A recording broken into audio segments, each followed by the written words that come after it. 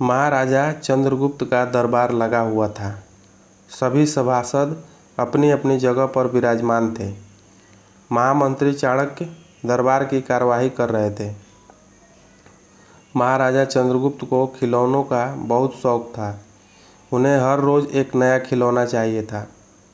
आज भी महाराजा के पूछने पर कि क्या नया है, पता चला एक सौदागर आया है और कुछ नए खिलौने लाया है। सौदागर का ये दावा है कि महाराज या किसी ने भी आज तक ऐसे खिलौने न कभी देखे हैं और न कभी देखेंगे। सुनकर महाराज ने सौदागर को बुलाने की आज्ञा दी। सौदागर आया और प्रणाम करने के बाद अपनी पिटारी में से 3 पुतले निकालकर महाराज के सामने रख दिए और कहा कि अन्नदाता, ये तीनों पुतले अपने आप में बहुत विशेष हैं।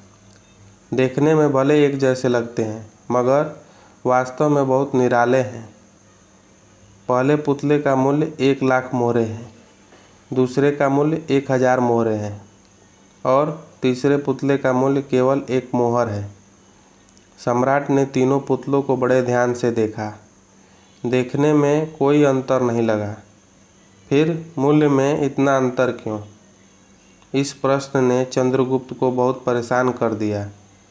हार के उसने सब सभासदों को पुतले दिए और कहा कि इनमें क्या अंतर है, मुझे बताओ। सभासदों ने तीनों पुतलों को घुमा फिराकर सब तरह से देखा, मगर किसी को भी इस गुत्थी को सुलझाने का जवाब नहीं मिला। चंद्रगुप्त ने जब देखा कि सभी चुप हैं, तो उसने वही प्रश्न अपने गुरु और महामंत्री चाणक्य से पूछा। चाणक्य ने पुतलों को बहुत ध्यान से देखा और दरबान को 3 तिनके लाने की आज्ञा दी। तिनके आने पर चाणक्य ने पहले पुतले के कान में तिनका डाला। सबने देखा कि तिनका सीधा पेट में चला गया।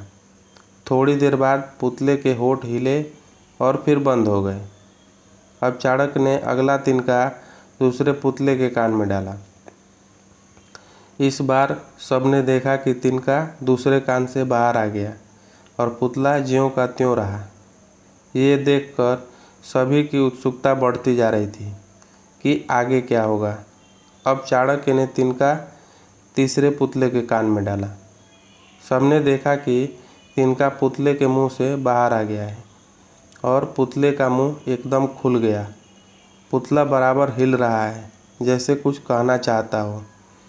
चंद्रगुप्त के पूछने पर कि ये सब क्या है और इन पुतलों का मूल्य अलग अलग क्यों है, चाणक्य ने उत्तर दिया, राजन, चरित्रवान सदा सुनी सुनाई बातों को अपने तक ही रखते हैं और उनकी पुष्टि करने के बाद ही अपना मुंह खोलते हैं।